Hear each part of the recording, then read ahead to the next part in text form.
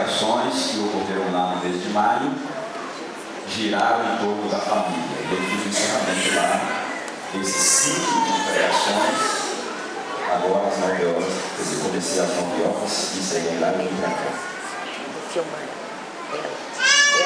E eu quero convidar a congregação agora aqui na central para a leitura do texto bíblico escolhido para essa manhã.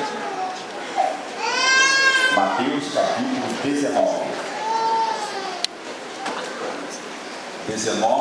Mateus 19, versos 13 a 22. Mateus 19, 13 a 22.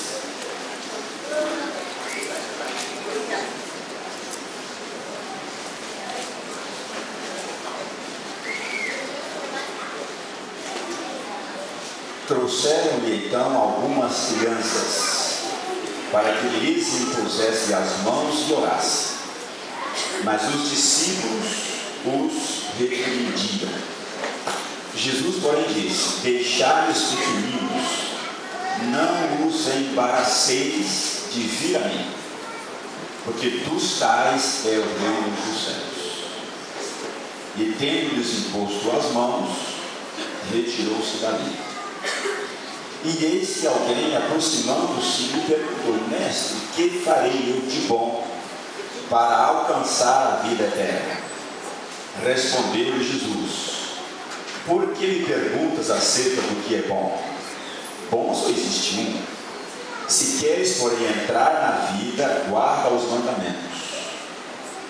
E ele lhe perguntou: quais? Respondeu Jesus: não matarás, não adulterarás, não furtarás, não dirás falso testemunho.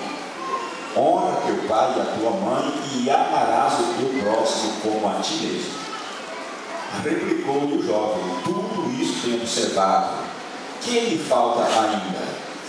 Disse-lhe Jesus: se queres ser perfeito, vai, vende os teus bens, dá aos pobres, e terás um tesouro no céu. Depois vem e segue. Tendo, porém, o jovem ouvido esta palavra, retirou-se triste, por ser dono de muitas propriedades.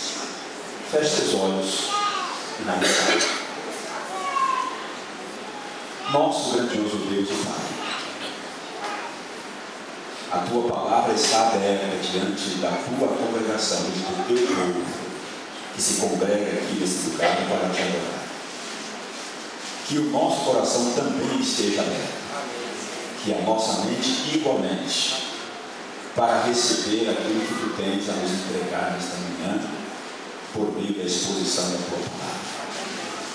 Nós clamamos, ó Deus, para que a tua palavra seja poderosa na nossa vida. Que ela possa produzir os resultados ao que ela se destina a produzir.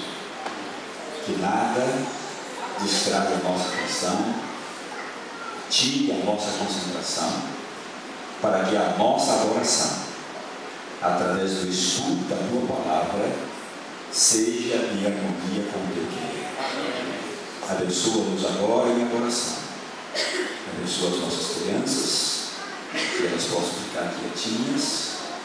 Abençoa os adultos, os jovens, a todos, para que a adoração que agora prestaremos a Ti não só honre o Teu nome, mas que nos traga também edificação espiritual. Perdoa-nos, aceita-nos e usa-nos para a Tua honra e glória.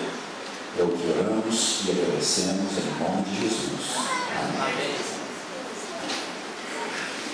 A mensagem de hoje será curta, porque a programação exige que assim seja,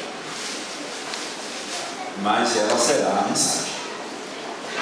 E o texto nós já lemos, eu vou começar do fim para o começo. Eu vou começar do versículo 22, foi o último que nós lemos. Tendo, porém, o jovem ouvido esta palavra, retirou-se triste por ser dono de muitas propriedades. Aqui está a razão pela qual nós temos dificuldades em termos comunhão com Deus. O jovem foi a Jesus. Você deve entender que é o que você está procurando Jesus. Se você é cristão, você procurou Jesus. Ou no mínimo, você permitiu ser encontrado por Jesus. Se você está aqui hoje na igreja, você veio adorar, você veio adorar a Deus, você está à procura de um encontro com Deus. E encontrar com Deus é a coisa mais fácil do mundo, até porque Ele é onipresente. Você não precisa nem sair da sua casa para encontrar-se com Ele, porque Ele está lá na sua casa. Então, encontrar-se com Deus é a coisa mais fácil do mundo, é mais fácil de encontrar com qualquer outro ser humano. Porque para encontrar-se com Deus, você precisa sair do lugar, porque Deus é onipresente. Onde você quiser encontrar-se com Ele, esse encontro é possível, porque Ele está em todos os lugares. Qual é a dificuldade, então? Esse jovem procurou Jesus. Ele foi ao encontro de Jesus. Ele queria encontrar-se e encontrou. Ninguém até hoje que procurou encontrar-se com Jesus deixou de fazer. Esse é um alvo fácil de ser alcançado. É uma meta fácil de ser batida. É a meta, o alvo de encontrar-se com Jesus. O difícil é permanecer em Jesus. E esse jovem encontrou essa dificuldade. Ele encontrou-se com Jesus, mas ele não permaneceu na companhia de Jesus. Ele não permaneceu na comunhão com Jesus. Por quê? Porque a comunhão com Jesus, encontrar-se com Ele, não existe nada de nós. Nem procurar, porque Ele é onipresente. Está em qualquer lugar. Não existe nem que você dê um passo para encontrar-se com Ele, porque Ele encontra com você onde você estiver. Agora, o grande lance da vida cristã é permanecer com Ele. É permanecer nele. E aí está o meu problema, o seu problema, e era o problema do jovem aqui da nossa história. Por quê? Porque permanecer em Jesus é sair da zona de conforto para a zona de conflito. Presta atenção. Para permanecer em Jesus, você tem que sair da zona de conforto e entrar na zona de conflito. Conflito consigo mesmo, inclusive. Conflito com seus interesses. Conflito com o seu conforto. Conflito com a sua comodidade. Conflito com o seu bem-estar. Então, permanecer em Jesus exige sair da zona de conforto e entrar na zona de conflito, que é o que esse jovem não quis fazer. E muitas vezes você também não quer usar. E aí está o meu problema, e o seu de todo mundo. Não é um encontro, não é encontrar, é permanecer. Porque o permanecer, o encontrar não exige nada de nós, mas o permanecer exige uma mudança. Você sai, como eu disse, da zona de conforto e acaba entrando na zona de conflito. E no primeiro conflito que o jovem deparou, ele já recuou. Diz o texto aqui, ó. Tendo, porém, ouvido esta palavra, ele ia ter perguntado: o que lhe falta? Primeiro ele perguntou: o que eu tenho que fazer? Deus falou: deu uma listinha. Falou: faça isso. Tá? Não, isso aí está tudo todo dia faz essa lição aí. Essa lição de casa aí já está feitinha. Me falta aí alguma coisa? Falta uma. Como eu gostaria que faltasse apenas uma coisa. Como eu gostaria que lhe faltasse apenas uma coisa para eu estar em comunhão plena, permanente e interrompe com Jesus. E ele pergunta: o que lhe falta? Jesus fala: vai. Jesus mexe exatamente na zona de conflito. Vai, vem. Irmãos, para mim, Jesus não diria isso. Eu tenho problema com isso. Eu tenho bens materiais. Eu não tenho riqueza.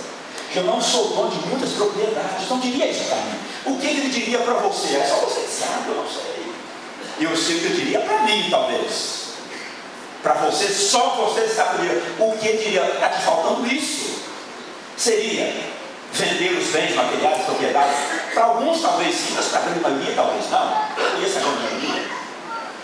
E sei que a maioria de nós, que não somos donos de grandes propriedades, como diz aqui o texto, né? Por ser dono de muitas propriedades, eu acho que a maioria de nós não somos assim. O que ele diria para mim e para você? olha para você na condição de pai. Eu acho que ele vai dizer alguma coisa assim. Por isso que eu li aquele texto, eu li os dois textos aqui, as duas histórias. Jesus sendo levado, aliás, as crianças sendo levadas para serem abençoadas por Jesus. Era o costume deles. Era o costume dos pais levarem as crianças para serem abençoadas pelos rabinos. Os rabinos eram os mestres, eram os detentores do conhecimento. E era uma cultura, os pais levaram os filhos para os rabinos. Aí quando souberam que Jesus era o Rabone, que era o rabino dos rabinos, não tiveram dúvida, vamos levar. E os adultos não entenderam. E acharam que as crianças iam roubar o tempo de Jesus. Ia tirar Jesus da sua zona de conforto. Na verdade, eles, os discípulos, que não queriam sair da zona de conforto. Então eles quiseram impedir as crianças, porque entenderam que criança não merecia atenção. E que Jesus era ocupado demais para parar e dar atenção às crianças. Às vezes você e eu pensamos assim também, né? Nós somos ocupados demais para dar atenção às crianças. Os deveres são imperiosos e eu preciso cumpri-los. E as crianças ficam para depois. Irmãos, eu preguei hoje no recreio. E eu disse hoje no recreio, disse, olha, eu vou pregar, não é o que os irmãos querem ouvir, não. Eu vou pregar porque eles querem ouvir. Falei, eu não posso me furtar a minha responsabilidade pastoral de pregar o que a igreja precisa ouvir para pregar o que a igreja quer ouvir. E aí eu disse algo duro lá, eu vou dizer, num outro contexto. Os irmãos sabem que o culto no Retiro das Acácias, pode ser que tenha alguém que é membro lá e está assistindo aqui, tem que não. Eu falei lá. Os irmãos sabem que o culto lá é às 9 horas, não é às 10h30, como acontece. Não é a segunda hora lá, o culto é na primeira hora. Por quê? Falta um pouco. Uns dias eu disse lá, eu lembro muito bem que nos reunimos aqui em comissão de igreja para votar essa mudança. E um motivo maior, eu disse à igreja hoje lá, o motivo maior é que as irmãs não tinham como fazer a escolinha infantil, porque os senhores pais não traziam as crianças a tempo para a escolinha. Ele já parou para pensar na sua responsabilidade como pai? Zona de conforto. Eu não quero levantar mais cedo. Nós não queremos sair da zona de conforto, porque ela nos introduz automaticamente na zona de conflito. E eu prefiro o conforto ao conflito. Pode pintar. E aí os filhos voltaram atrás na pregação que fizeram fazer vocês também. Quando eu preguei aqui sobre a experiência de Ana e Samuel. Você vai lá na frente, lá, olha. Há 2 textos ali, eu vou mencionar agora. Eu pedi a sua permissão.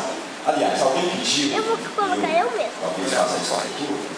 Alguém pediu que a última pregação que fiz aqui ainda sobre o contexto de Ana, que eu repetisse aqui. Você é filmou, eu repetir a pregação um dia, a igreja estiver cheia. Mas eu vou só pegar um detalhe.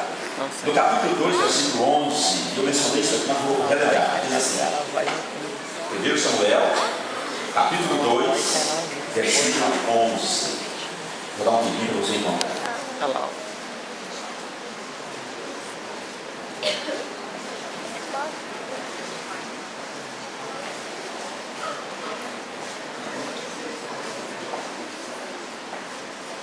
Samuel 2:11 diz assim: então Elcana foi-se a Ramá, a sua casa. Porém o menino ficou servindo ao Senhor perante ele, sacerdote Eli. Que menino é este? Samuel. Agora se vira a página e vai ao capítulo 3, verso 1. Lá no capítulo 2, um menino ficou servindo a Eli lá em Siló. Agora diz: o jovem Samuel não é mais um menino. Agora é o que? É um jovem. O jovem Samuel servia ao Senhor perante ele. Para você ter um jovem servindo ao Senhor, você tem que ter antes um menino. Se você não tem um menino servindo ao Senhor, você dificilmente vai ter um jovem. Como diz aqui, jovem, segundo os estudiosos do hebraico, Samuel estava com a idade entre 10 e 12 anos quando foi chamado de jovem aqui. Então era um adolescente.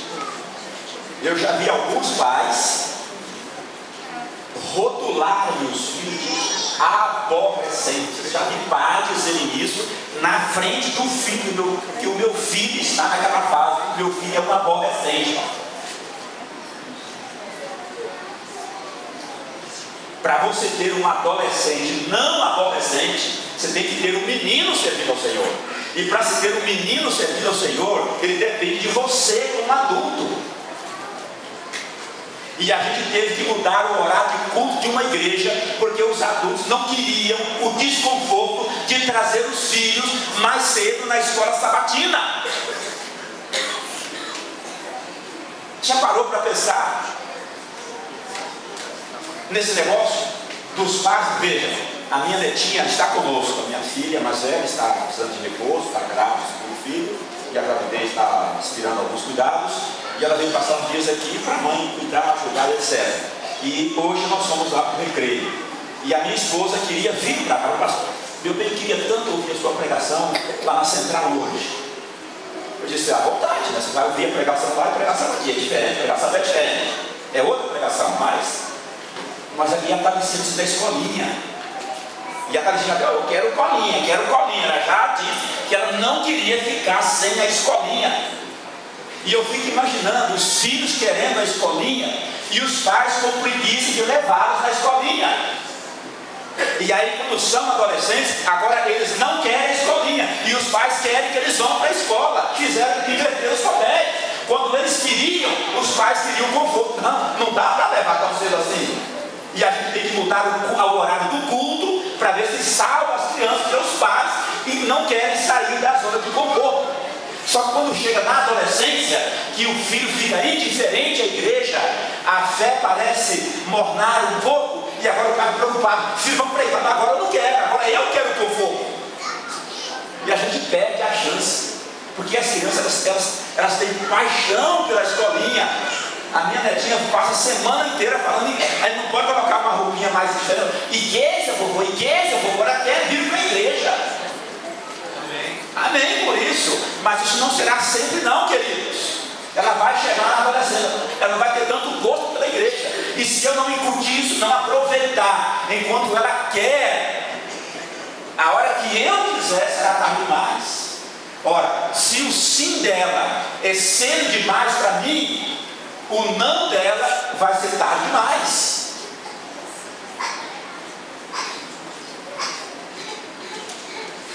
Eu já ouvi aqui nessa igreja aqui, não sei até que ponto é verdade, mas já ouvi alguns assim, a gente tenta montar um coralzinho, mas não consegue, que os pais não trazem os filhos. Ô pai, põe a mão na consciência aí, tenha misericórdia do seu filho. Ele quer participar do coralzinho, isso depende de você. Quando ele chegar na adolescência, ele não vai querer, você quer que ele venha, ele não vai querer não. E agora? Agora que ele quer, você não quer sair da zona de conforto para entrar na zona de conflito. Só que na hora que você quiser, você fala, não, agora eu não quero mais. Você tem que aproveitar. É desgastante? Claro que é. É trabalhoso? É trabalhoso. Mas para permanecer em Jesus e para que os nossos filhos permaneçam em Jesus, é necessário que saiamos da zona de conforto e aceitemos entrar na zona de conforto. Se não for assim, nós vamos ver os nossos filhos crescendo e saindo da igreja, ou no mínimo competendo do que fora, frequentando a igreja de manhã e a balada no sábado à noite. Nós gostaríamos de fazer assim. Nós gostaríamos de fazer assim. Menos uma atitude, enquanto eles são pequenos, enquanto eles querem, enquanto eles são apaixonados. E eu fico impressionado como eles gostam de cuidar que a igreja tomou para eles. Os pais parecem não enxergar isso. como aconteceu lá. Os discípulos queriam impedir que as crianças fossem levadas a Jesus. Às vezes eu, como pai, peço também. Eles querem, mas eu peço. Impeço porque eles dependem de mim. E eu impeço. Eles querem participar dos aventureiros, eu impeço. Eles querem participar da escolinha, eu impeço. Eles querem participar do coralzinho, eu impeço. E vou impedindo. Não dá para você entender, tá? Como que um pai, em sã consciência, em são juízo, pode impedir, nesse caso aqui não eram os pais, menos mal, né? No caso bíblico não eram os pais, eram os discípulos, que estavam tentando impedir que as crianças fossem a Jesus para serem abençoadas. Então lá, no caso, já foi reprovado por Jesus, mas era menos mal do que nós. Os pais impediram os filhos, que se o filho depende de você, você não anda essa segunda milha com ele, você está impedindo o seu filho de fazer aquilo que ele gostaria, de participar do que ele gostaria de participar, e que vai fazer só bem a formação dele. Obrigada. O assunto rebentou. Desculpa, dedão. Para algum pai que tem impedido o filho de participar da escolinha, que não consegue chegar com ele que atende a hora. Que está impedindo o filho de participar dos aventureiros, porque não quer dar-se ao trabalho de levá-lo nas reuniões todas as semanas, etc. Que está impedindo o filho de participar e impedindo a igreja de ter um coralzinho infantil, porque não traz o filho de participar. Sabe o que estou falando? É um pai assim. Sabe que tem alguém que se enquadra nesse contexto? Aqui que esteja no ouvido hoje de manhã, eu quero acreditar. Mas talvez eu sou obrigado a ficar aqui sim, porque são os tempos do coralzinho. E se a gente não tem um coralzinho, pelo menos o que eu ouço de quem tenta formar exatamente isso, mas não consegue, porque os pais não trazem os filhos. Não adianta marcar o ensaio, não. Porque não dá a ver. Querido, olha o que eu quero dizer aqui. A gente é obrigado a fazer a classe bíblica com os nossos filhos na hora do culto, porque os pais não se dispõem a trazê-los num horário fora. É conforto, querem aproveitar a viagem, já que vem para o culto, então faz a casa de ouvir na hora do culto, que eu faço uma viagem só. Eu vou assistir o culto, eles passam a aí ele impede o filho de assistir um culto.